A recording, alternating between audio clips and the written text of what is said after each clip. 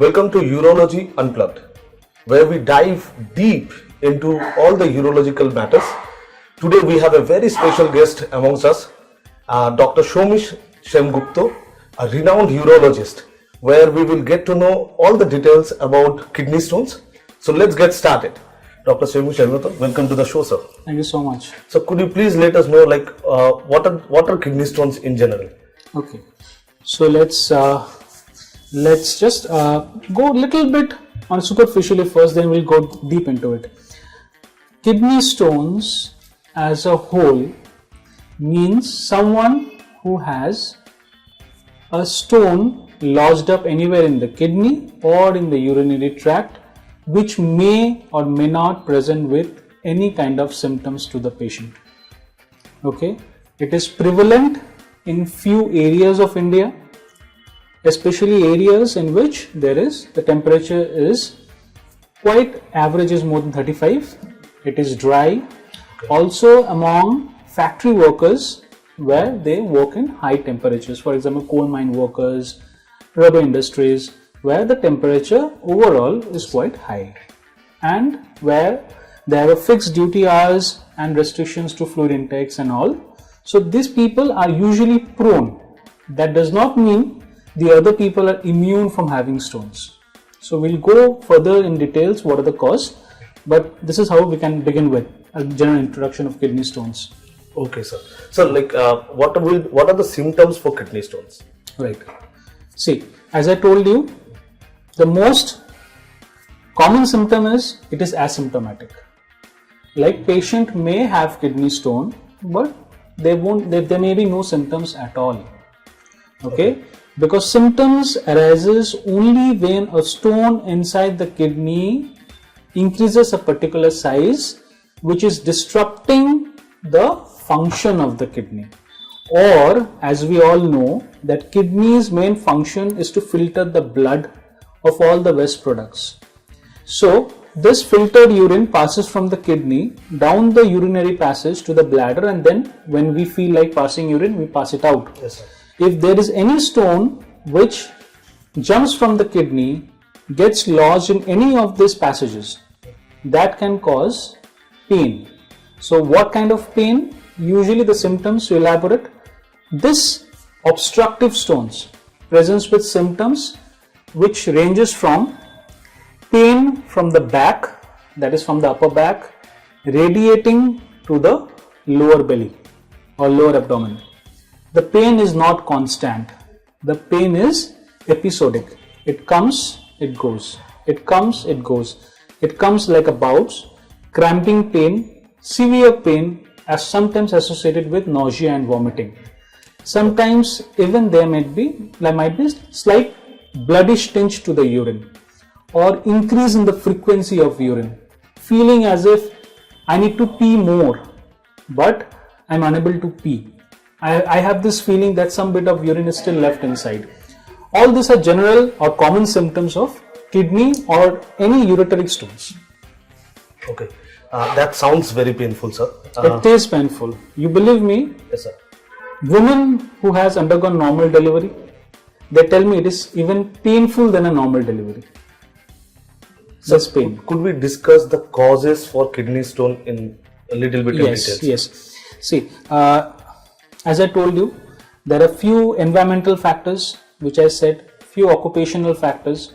Leaving those, the most common factor for kidney stone is metabolic factors. Metabolic factors as in, it depends on how your body processes the stuffs that you are having.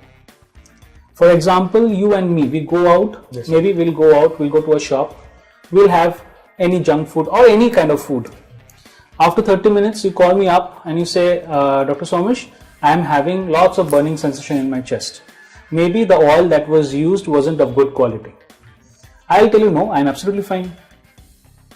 So why did the symptoms appear to you only, not to me? It's because my body has a different way of metabolizing stuffs compared to you. In short, those who have kidney stones have a tendency of forming recurrent kidney stones. Okay? The problem is, why do we talk so much about kidney stones, not so much about gallbladder stones? The reason being, patients who have gallbladder stones long back, maybe around 40-50 years back, initially the operation would have been just removal of the gallbladder stone. But then the same patient is to develop stone again in the gallbladder after 3-4 years. So then finally it was a consensus was reached that let's remove the gallbladder altogether, because it is not an essential organ of the body. Same thing cannot be applicable for the kidney. If the kidney has a stone, we cannot remove the kidney altogether. So we remove the stones, and that same kidney has a tendency to form stone again. So the most commonest factor is the metabolic factor. No matter you drink 5-6 liters of water, but you still have a tendency of forming stone if your kidney has a tendency. So this is something that you have to live with all throughout your life. Okay, sir. Yeah. Could we discuss a little bit on what could be the treatment, as well as how can we prevent kidney stones? Okay. See, the most important is, as I told you, the commonest symptoms is asymptomatic. Patients in a particular geographical location, they have stones, small stones, 1 mm, 2 mm stones lodged up somewhere in the corner of the kidney. Those patients requires no treatment at all, except drinking an adequate amount of water, depending on your temperature outside. For example, like today, it's quite warm, it's quite humid. So you have to drink at least 3 liters or 3.5 liters of fluids per day. But for temperatures, as in if it is a winter time, in winter time you can restrict your fluid intake to 2.5 liters per day. This is the first thing that can be done. So in general, it requires no active management from a urologist. This is the first thing for the small stones. Now for stones which are very small, but they have passed from the kidney to the urinary passage causing pain.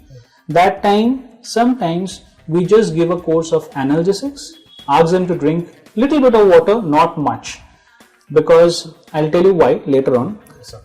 You might find it very contradictory. I'm telling you drink lots of water, and now I'm telling you drink less water. I was about to ask that to you actually. Yes. So see, the reason being is, as I told you, whenever a small stone passes from the kidney to the urinary passage, the pain is not because of the stone. The pain is because the urine in that particular kidney is finding it difficult to make its way down the bladder. So the pain is because of the pent up urine in the kidney. Yes, sir. So when a stone is stuck in the urinary passage, we ask the patient, kindly limit your fluid intake. Because if you limit your fluid intake, the amount of urine produced by that kidney is less. So the pressure above the stone is less and you have less pain. This is the reason. When the stone is lodged in the ureter or the urinary passage, this is the advice we give. One more thing, that there is a huge role of having citrus fruits, having oranges, having lemons. All these things can change the pH of the urine and sometimes help in the dissolution of the stone. May not as well. Okay, and there are a few drugs we can give which relaxes the ureter, can help the stone pass. These are the conservative management we usually prescribe. Okay. Yeah. So we have heard so many myths. We would like to hear it from you. What are the common myths regarding kidney stone? Okay. The commonest myth is that don't drink milk, don't drink any calcium product. If you take calcium product, stones are formed of calcium, so you will have recurrent stones. Absolutely, it is the absolute opposite to what happens. The food that we take, those food contains oxalate. Now what happens is, oxalate is someone who is lonely, who always searches for friends. So that oxalate makes its way from the food to the stomach, waits there, and it needs just a single friend, calcium. Okay? Yes. If you deny oxalate calcium, then it becomes very angry. It leaves the stomach, goes into your blood, from there to your kidney. And that oxalate sediments in your kidney and there it demands for calcium and somehow gets calcium from the blood and from the stone, which is usually formed of calcium oxalate. But if we can provide oxalate, the required calcium in the stomach itself, it will bind there itself, will not go to the blood, will pass away through your stool, and you don't get oxalate, much oxalate in your urine, and that is why that is protective for against stone formation. Okay, sir. Is it clear? This is the most common myth. The most common, everyone, I always tell after surgery, do 3 things which you can do. The first thing is, after the stone is clear, okay, after there is no stone, drink lots of water, make sure you decrease your salt intake, and make sure you have any calcium product every day. It may be milk, it may be yogurt, it can be any other paneer or any kind of stuff which contains calcium.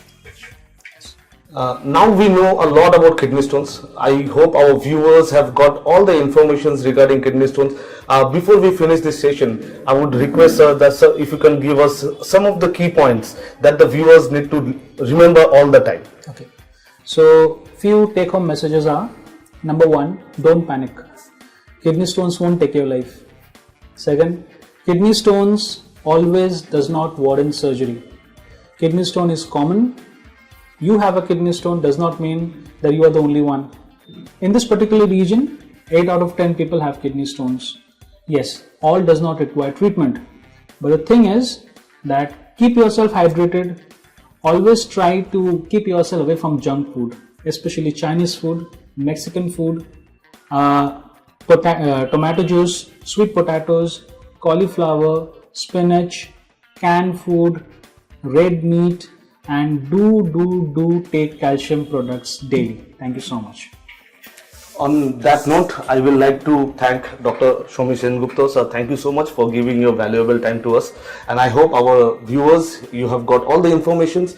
So remember to all the key points that has been explained by the doctor. And thank you so much for watching. Thank you so much.